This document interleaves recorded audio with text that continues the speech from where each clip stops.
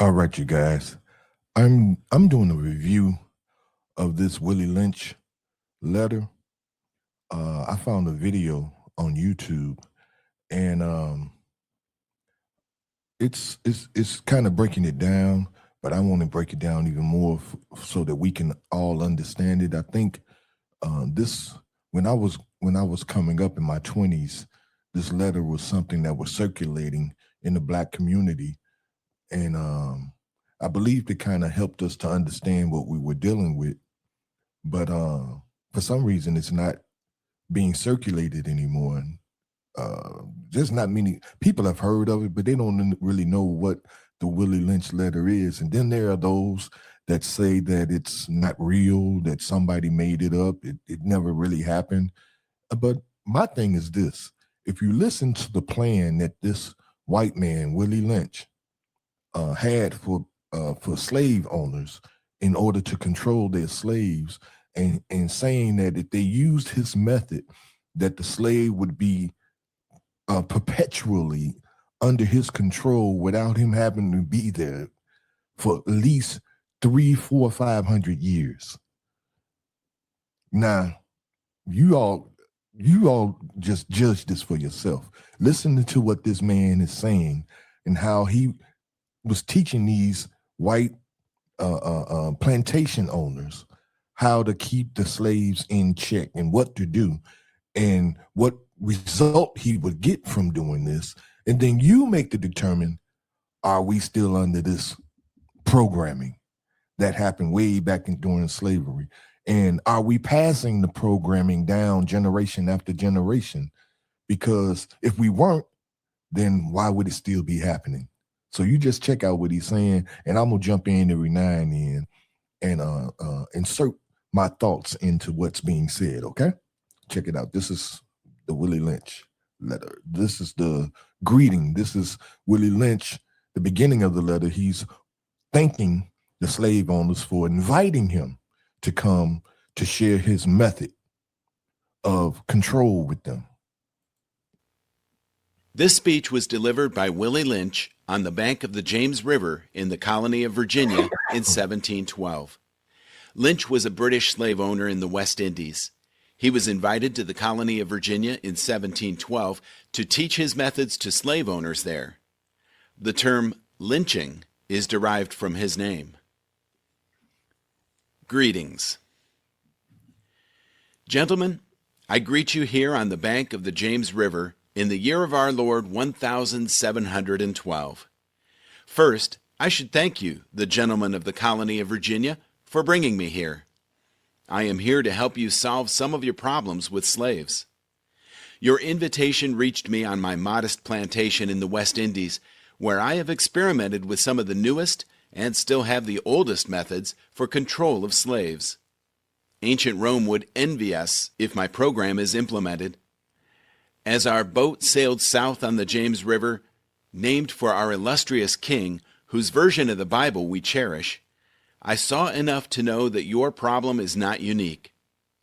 While Rome used cords of wood as crosses for standing human beings along its highways in great numbers, you are here using the tree and the rope on occasions. I caught the whiff of a dead slave hanging from a tree a couple of miles back.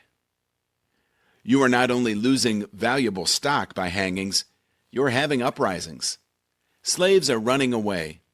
Your crops are sometimes left in the fields too long for maximum profit.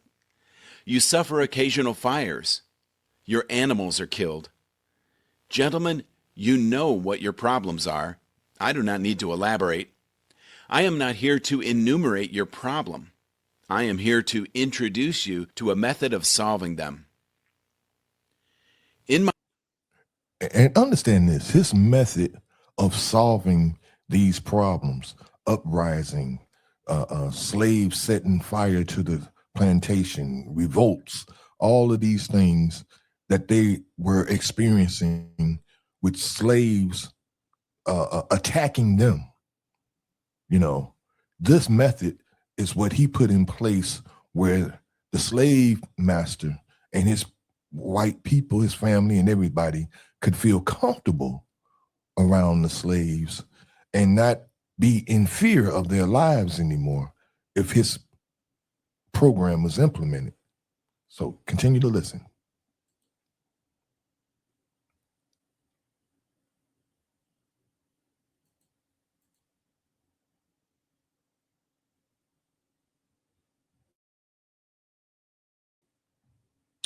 Okay, what happened here? Why don't we have audio? It's the devil, y'all. Well, I ain't gonna say what it really is. From a tree back. There we go. You are not only losing valuable stock by hangings, you're having uprisings. Slaves are running away. Your crops are sometimes left in the fields too long for maximum profit. You suffer occasional fires. Your animals are killed. Gentlemen, you know what your problems are. I do not need to elaborate. I am not here to enumerate your problem. I am here to introduce you to a method of solving them. In my bag here, I have a foolproof method for controlling your black slaves. I guarantee every one of you that if you installed it correctly, it will control the slaves for at least 300 years. My method is simple. Any member of your family or your overseer can use it. I have outlined a number of differences among the slaves, and I take them differences and make them bigger. Hey, you know, the overseer was the person that they had to watch over the slaves to make sure they were doing their job and to make sure that they were stayed in line, you know. Now, you know, the overseer back then is considered the officer today. The police, they are the overseers of the community, making sure that people stay in line and don't get out of line and out of control and don't bring their rage or their frustration outside of the community into the white people's area and mess with their property or anything like that. That's what the job of the overseer was. And that's the job of the officer today. Just wanted to throw that little tidbit in. I use fear, distrust, and envy for control purposes. These methods have worked on my modest plantation in the West Indies, and it will work throughout the South. Take this simple little list of differences and think about it. On top of my list is age, but it's there only because it starts with an A. The second is color or shade. There is intelligence, size, sex, sizes of plantations, status on plantations, attitude of owners, whether the slaves live in the valley, on a hill, east, west, north, south, have fine hair, coarse hair, or is tall or short. Now that you have a list of differences, I shall give you an outline of action. But before that, I shall assure you that distrust is stronger than trust, and envy stronger than adulation, respect, or admiration. Now let's look at this. His method of controlling slaves was to make the slave distrust one another. That's a tool in his tool bag of controlling the slaves. Is distrust a problem in the black community today? Well, I guess Willie Lynch was very successful because we don't really trust each other, do we? Let's keep going. The black slaves, after receiving this indoctrination, shall carry on and will become self-refueling and self-generating for hundreds of years, maybe thousands. Don't forget, you must pitch the old black male versus the young black male, and the young black male against the old black male. Is that a problem today? Is the young black male and young black women don't want to hear from older black men and older black women? Are they pitted against each other? Where did that come from? Why is it like that today? Do we ever ask the question, or we just think that that's just how it's supposed to be? And it's not. But somebody made it that way. It started back here with Willie Lynch, and it got transferred and passed down generation after generation. So let's find out how that happened. Let's just keep listening. You must use the dark-skinned slaves versus the light-skinned slaves, and the light-skinned slaves versus the dark-skinned slaves. Light skin, dark skin.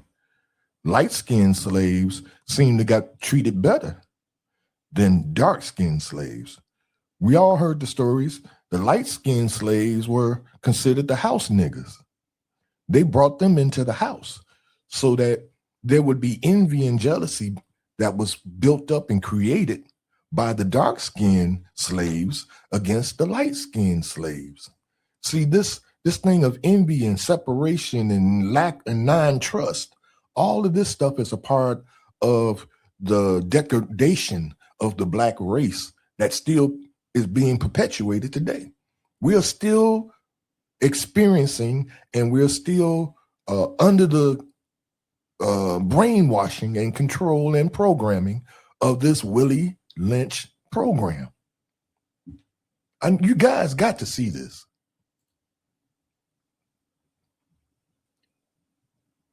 You must use the female versus the male and the male versus the female.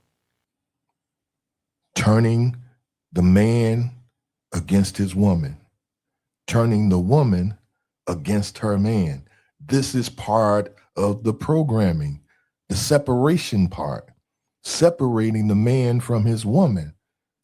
This is how they control us over the years, because together they can't control us. They don't have any power over us when we're together. But if they separate us, which they have, and they did this way back then,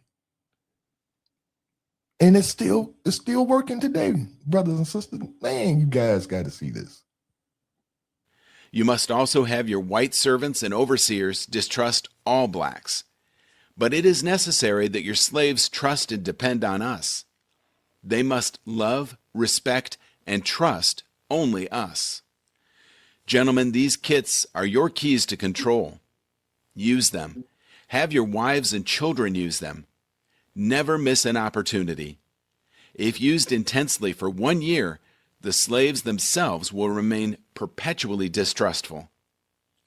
So, if you remember, if you understand, I should say, or overstand, as some people would say, that if you do a thing for at least 28 days, it becomes a habit.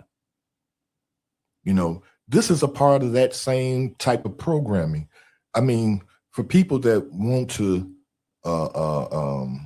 get their bodies in shape, so they work out, if they do it constantly for at least 28 days, they'll begin to see, success. This guy, he's saying here, this Willie Lynch guy, he's saying if you implement these things that he's saying, pit the older black person against the younger black person, pit the woman against the man and the man against the woman, the light skin against the dark skin and the dark skin against the light skin.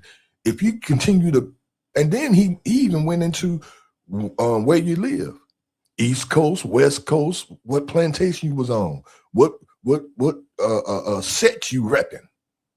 If you separate them with that, you know, and get them against each other, y'all, are you starting to see the picture here? You know, then this is when they are safe. They are in control, and then the slaves are under their control, meaning black people, even though we don't call ourselves slaves anymore.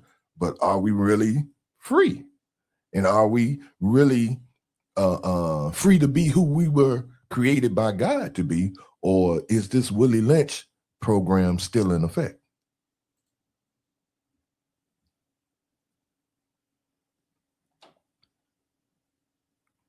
Well, I think that was the end of it. That's part one, y'all.